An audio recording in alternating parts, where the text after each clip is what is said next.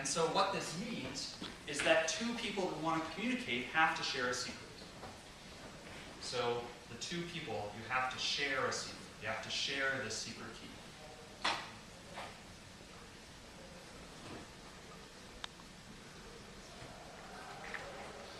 Now, this doesn't seem like all that big of a deal, and in fact, private key systems are still very much in use today. But it has one big flaw, which is why public key these crypto systems exist.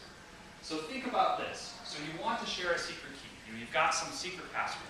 So it's easy to imagine you have a friend and you want to communicate over the phone later, and so you have some special system that you've developed that you substitute certain letters for certain letters. Like maybe you're going to speak in Pig Latin or something. Okay, so you have some method of transmitting information, but you need to have some key that you share.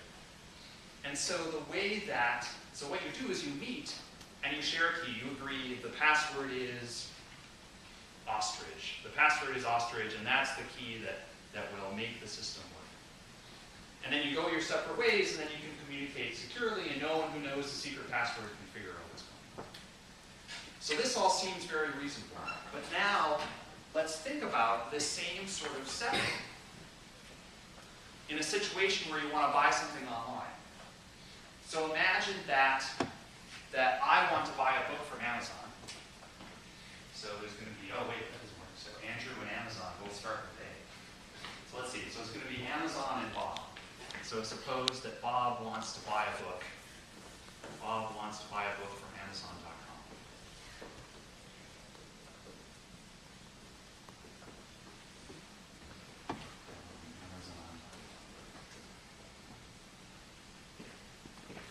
So somehow, if Bob's going to communicate his credit card number securely, then somehow he needs to be able to share a secret with Amazon.com.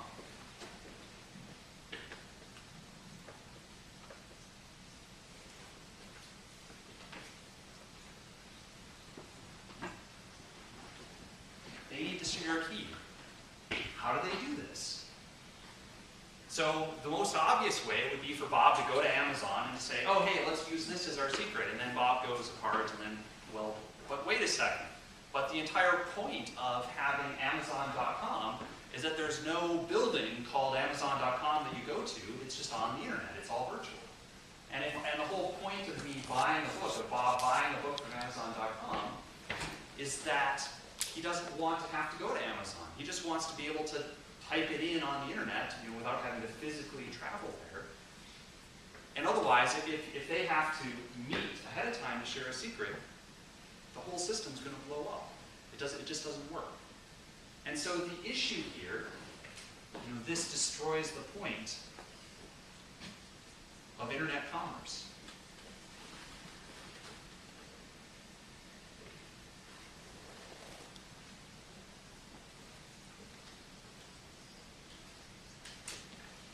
Destroys the whole point of internet commerce. If they have to meet ahead of time to share a secret, it just isn't going to work. So what do we do? So it was in the 1970s that people were thinking about this. How do we solve this problem?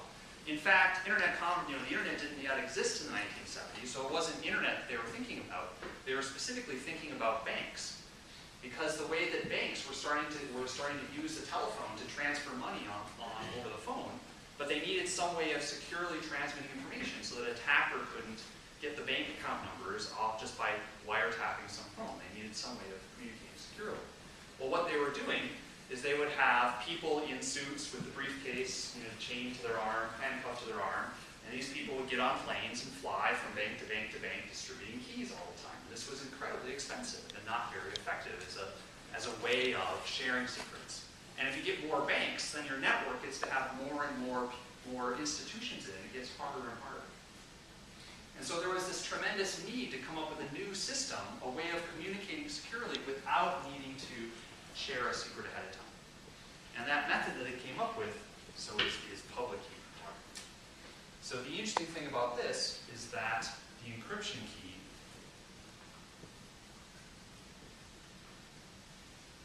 is public. The decryption key, the way that you unscramble. So the way to scramble that way is made public. The decryption key is made private.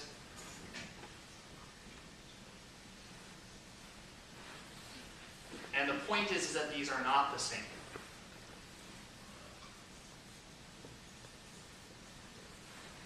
And so having such a system solves this problem of key distribution.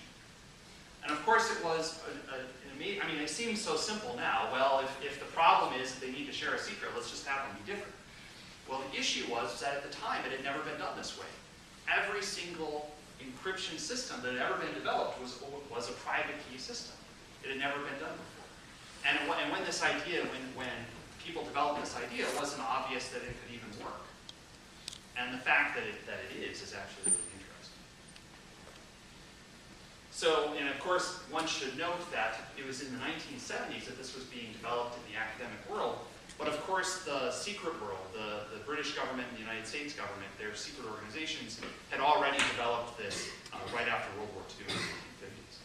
So, as is usual with this entire field of cryptography, it's the government organizations that always have a leg up on the public world, and you just don't find out about it until later. So it was only recently that it was declassified and discovered that the British government and the American government had come up with this idea long before it was developed in the public and the non-secret world.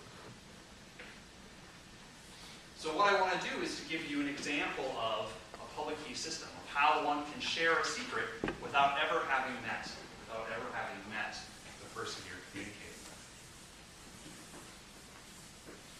And so now to do this, now I need to talk just a little bit of mathematics here. So now, rather than speaking in general, it needs to get just a little bit technical. So, but I'm sure that you guys can handle it. So, what I want to describe is something called. Didn't know you were going to get in for a lecture like this, right? So what I want to describe is something called modular arithmetic.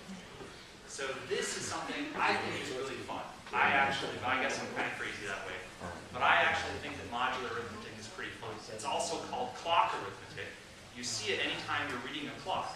You know, have you ever thought about the fact that if it's 9 o'clock in the morning and then you add, you're like, well, 5 hours from now it will be what? Well, you look mod 12. You know, let's look at an example for your clock arithmetic. Of course, this is using 12 hours rather than a 24-hour clock, but suppose we're using a 12-hour clock. It's 9 o'clock in the morning. 5 hours from now,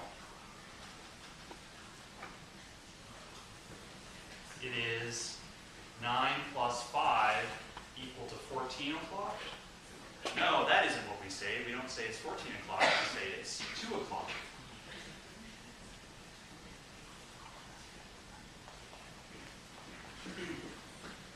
And so one way you can talk about this, one way to say this in the language of modular arithmetic, is that 9 plus 5 mod 12 is equal to 2. And of course that's really strange. You know, we're used to saying that 9 plus 5 is equal to 14.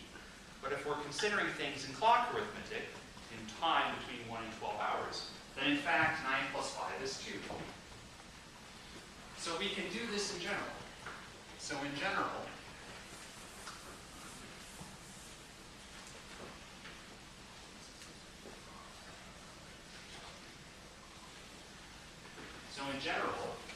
if I want to consider A mod M, then what this is it's the remainder when you divide by M. A mod M is the remainder